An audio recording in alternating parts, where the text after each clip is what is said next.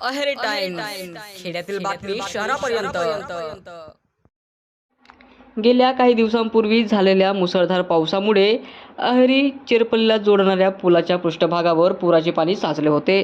त्यामुळे गाळ, झाडांच्या फांद्या व इतर कचरा साचल्याने नागरिकांच्या दैनंदिन वाहतुकीस मोठा अडथळा निर्माण झाला होता। पुलावरून वाहनांची ये-जा करताना अपघाताचा धोका वाढला होता, तर पादचाऱ्यांनाही मोठ्या अडचणींचा सामना करावा लागत होता।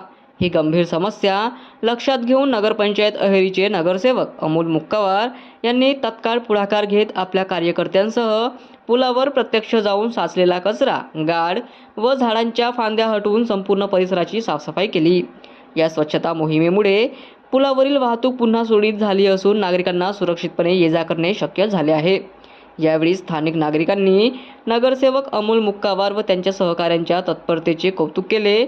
तसेच पावसाळ्यात अशा ठिकाणी नियमित साफसफाई व देखभाल करण्याची मागणीही प्रशासनाकडे केली आहे। नगरसेवक अमोल मुक्कावार यांनी नागरिकांच्या अडचणी सोडविण्यासाठी भविष्यातही तत्पर राहण्याची ग्वाही दिली।